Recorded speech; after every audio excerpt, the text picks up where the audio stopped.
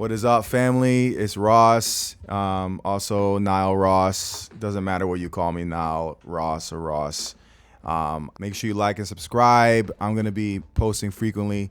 But yeah, today I wanted to talk about the Drake versus Kendrick beef, but not specifically the beef, almost the result of the beef, which is it seems that Kendrick has surpassed Drake on Spotify.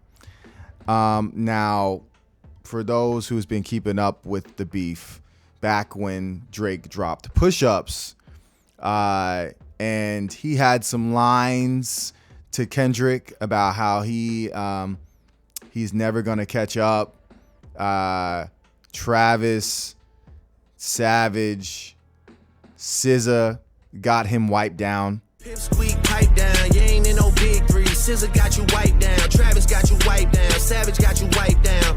Pretty much saying Kendrick isn't even in a big three anyways, because all these people are ahead of him in Spotify numbers. That's pretty much what he was going at, is that on Spotify, these people wipe you down. Kendrick was like number 31 on Spotify. So I remember looking at that, I'm like, oh damn, he is low-key wiped, right? So, I mean, 31 top listener in Spotify. Like, we're all talking about people who, are at the cream of the crop, right? So, but I always kind of look at things like, how can this apply to me? I view myself like as an underdog. How we can view this as up and coming artists or anyone who is the underdog in their situation. So I think when this beef started, Kendrick was the underdog in this situation. I think Kendrick still is. He just won. I wanted to view this show from that perspective on what can we take from this. I'm just going to screen record this process here.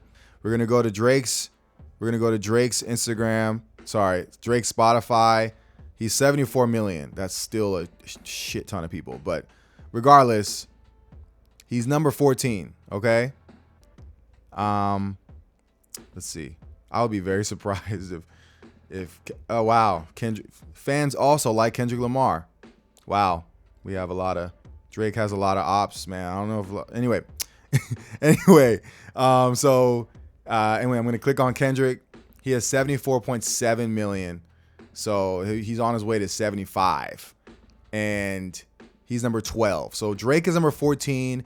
Kendrick is at number 12 on the Spotify list. And I would never think that Kendrick would be above Drake in any numbers. My main point is, what does this mean for like your everyday people? From a realm of comparing ourselves. Drake was comparing himself with Kendrick and trying to make Kendrick look less than because he has less followers than him and he's more popping, he's got more money, this and that. And I feel like our generation really, especially like the Instagram, TikTok era of like views and like wanting to get attention, we base our happiness a lot on that, and I've definitely fallen victim to that, just like everybody else, until I grew up. No, I'm just kidding. But it's definitely something that a lot of people struggle with, like comparing ourselves with other people. This is how I feel. When people tell me things like, oh, you got to do this. You got to make this on TikTok. You got to do this. Like people like tell me these things based off of like who is popular, right? And that could work for them, but that might not be the same for me, or that might be something I don't have to do, So I view this with Kendrick. Like Kendrick did not go out of his way to try and keep up with Drake or make bangers and stuff like that. This beef just happened to pop off and Kendrick was ready. He was ready. So, I wrote down a couple things. I feel you have to work hard. Kendrick is someone who always worked on his pen, who I think he just does push-ups and writes all day. That's what I honestly think he does. He's patient. He maintains his composure. And he realizes that he doesn't have to drop as much as whatever Drake does. Like he doesn't have to do everything that Drake does, like dropping albums every year and singles and working on. He doesn't have to do all that. And it shows.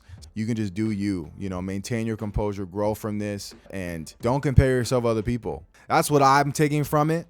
We don't need to compare ourselves to other people. We don't have to follow rules that everyone tells you to do because that person is bigger, because that person is more famous, like that person is gonna be the example, but it doesn't work like that. Like life isn't that simple, like life is not that simple. This made me think about a situation I was in back in Arizona. This is maybe like 2015 or 2014. So it's been a minute. It's been like 10 years. Damn, it's been that long. I'm doing back-to-back shows, working with this promoter, gaining trust, selling tickets, and really just building my name, you know, in Arizona. This one show, it was a pretty big show. We were opening up for a pretty big artist at the time. This other guy, who was also a local artist, kind of was booked on the show. He gave him the slot to pretty much perform right before the headliner. And, you know, the last show, he told me that he's like, hey man, you've been doing good. The next show, you're going to perform right before the headliner. Before that, I was like the third or fourth person before the headliner. Like, let's say there was like 4 acts, like I was number 4.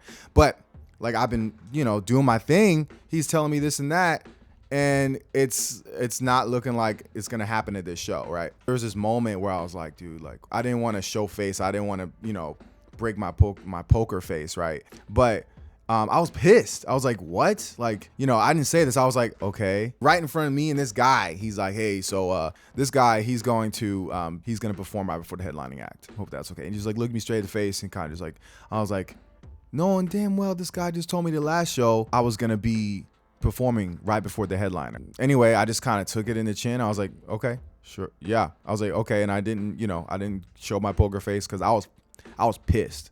But anyway, this guy wound up bombing it. Like, this dude, he brought like nobody out, and he was just horrible. He was just horrible. Sorry, like I really don't, but he was horrible. So I think the guy, like the promoter, like really kind of regretted it. He was like, damn, like why like, you know, he knows that I can perform. He knows I can, like, people showed up for me. Because when everyone shows up for you, like, they don't really care about the next act.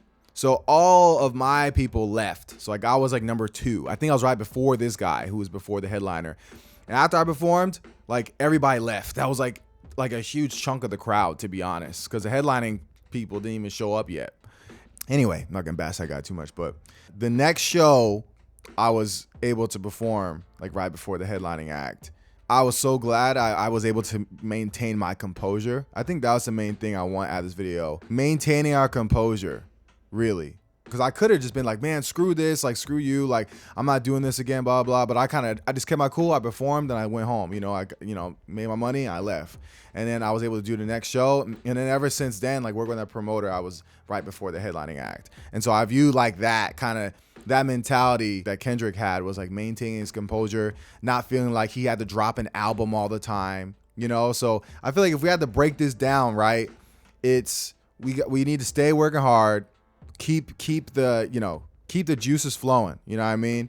Be patient. Don't compare yourself with other people. Don't have to drop often. You don't have to do what people tell you to do. Do what feels right for you, you know? That's it. That's all I wanted to say. I don't know if that was a rant, but like, just keep going. Don't give up. If your work is good, that's all that matters to me. Like, whatever field that you're in, like, just get good at it, you know, like get good. Make it a skill issue for people. Perfect your craft. Perfect your craft. You know, be patient, maintain your composure, and everything is going to work out like how you want it to be. So if you give up, then you won't ever really get a chance to see like how you want it to be. So that's my video. Make sure you like and subscribe.